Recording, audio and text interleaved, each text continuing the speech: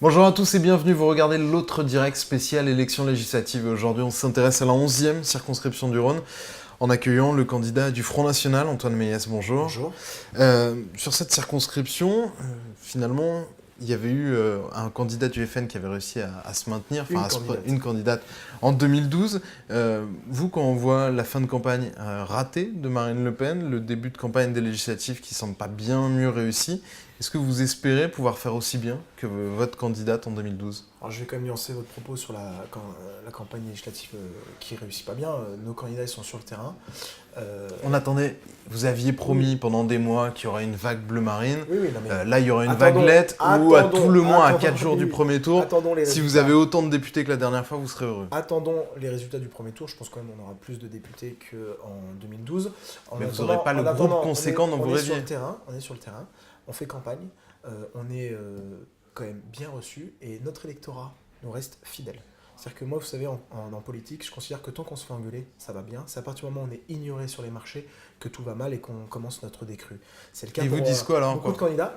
Quand vous dites on se fait engueuler sur le terrain. Beaucoup d'électeurs de Marine Le Pen et du Front National nous disent qu'ils vont nous soutenir pour les élections législatives parce qu'ils ont bien compris qu'on était la seule opposition crédible à Emmanuel Macron et qu'il fallait absolument éviter que tous les pleins pouvoirs soient donnés au nouveau président de la République et à son Premier ministre, les Républicains Édouard Philippe, voilà, qui fait le grand parti unique, que les candidats de droite, eux, sont des candidats de l'ambiguïté et que nous, on est des candidats de la clarté. Ensuite, oui, ils sont déçus du résultat du deuxième tour, ils sont déçus du débat qui a été mené pendant la campagne d'entre-deux tours, mais je crois, et c'est ce qu'on leur a dit, Marine Le Pen elle-même a fait son mea culpa, elle a reconnu que ça avait été un débat raté. Maintenant, on passe à autre chose. Nos idées, elles sont majoritaires dans le pays et notre objectif, c'est de les incarner demain à l'Assemblée nationale. Il y a toujours ce flou, la retraite à 60 ans, oui, mais pas tout de suite, non, mais demain, non. Le retour au franc. Vous, par exemple, candidat sur la 11e, la retraite, vous la fixez à quel âge ? Est-ce qu'il faut revenir au franc, sortir de l'euro ? Non, mais alors déjà, on est sur une campagne des élections législatives.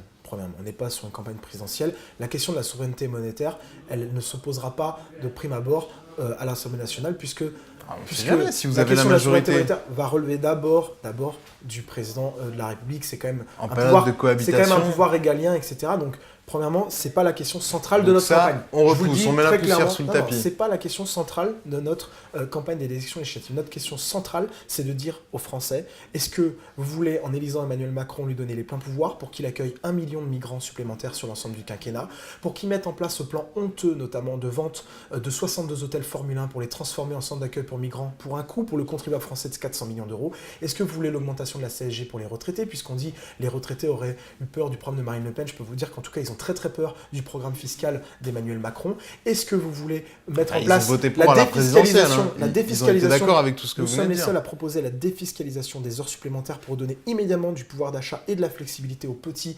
patrons, artisans, TPE, PME, suppression du RSI. Vous voyez, notre programme, il est concentré à la fois pour le pouvoir d'achat des Français, pour les artisans, TPE, PME et surtout question sécuritaire et régalienne. On a eu encore une tentative d'attentat hier à Notre-Dame.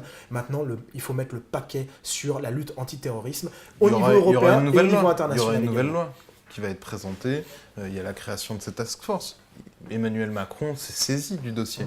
Très bien, sauf qu'il faut aller beaucoup plus loin. Il faut mener une vraie politique à l'endroit des étrangers fichés S. Il faut fermer les mosquées radicales. Nous considérons que le problème du terrorisme aujourd'hui, c'est lié en partie à l'islamisme, voyez-vous ? Donc il faut traiter les causes des effets du terrorisme.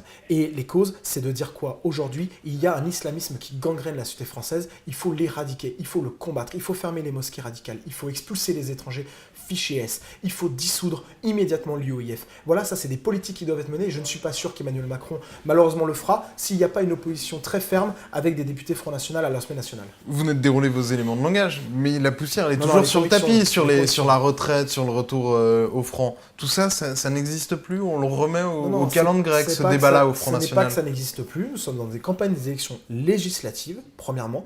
La question du débat sur la souveraineté monétaire, elle viendra après. Moi, je suis concentré sur cette campagne des élections législatives parce qu'il y a, il faut un programme. Il y a un enjeu démocratique. Il y a 11 millions de Français. Vous êtes capable d'avoir un programme qui dépasse qui va sur le régalien, là où vous dites non, le franc c'est le régalien, on ne peut pas y toucher. Monsieur Terra, il y a 11 et votre millions sourire de me fait dire que, il y a 11 que millions vous de mettez la Français. poussière sous le tapis. Non, je ne la mets pas sous le tapis. Je dis juste une chose. Il y a 11 millions de Français qui ont voté pour Marine Le Pen au deuxième tour. Il y en a 205 000 dans le département du Rhône et 22 000 dans la 11e circonscription.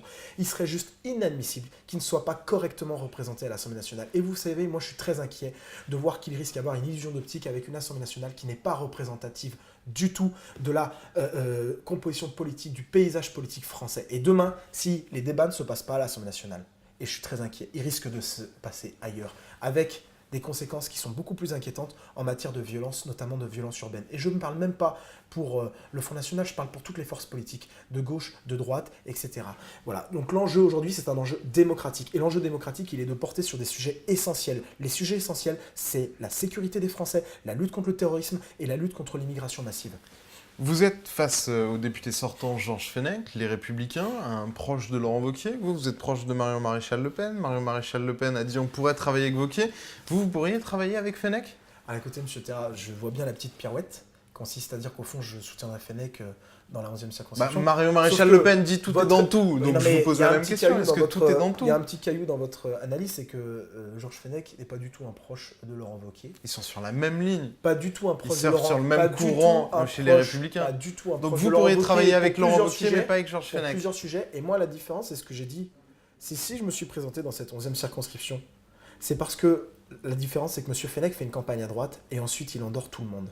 Et ensuite, il fait semblant d'être de la droite dure. Je vais vous donner un exemple très concret. À Givors, il parle notamment pendant ses tracts de campagne de lutte contre le communautarisme. Et on sait très bien à quoi il pense. À Givors, j'ai fait un recours au tribunal administratif pour contester la vente d'un terrain à une association cultuelle musulmane qui ne respecte pas les conditions de la loi de 1905. J'ai écrit à M. Fenech pour lui demander son soutien en qualité d'ancien magistrat soucieux du respect de la laïcité, etc. Il ne m'a même pas répondu, il m'a dit « il n'y a pas matière à réagir ». Ces 2 conseillers municipaux au conseil municipal de Givors ont voté pour la vente de ce terrain. Voyez-vous ? Eh bien, la différence entre M. Fenech et Antoine Méliès, qu'il n'est pas d'accord avec vous. Non, c'est que moi, je passe de la parole aux actes, alors que lui, il reste sur la parole 3 semaines avant les élections législatives. Et je crois que les électeurs, en fait, en ont soupé. Ils ne veulent pas revivre le syndrome Sarkozy de la campagne permanente à droite avec les actes qui ne sont jamais suivis des faits. Et bien ça, on verra dimanche soir, soirée électorale à suivre sur lyoncapital.fr. Merci à vous de nous avoir répondu à nos questions. On se retrouve très vite pour un autre direct. Au revoir.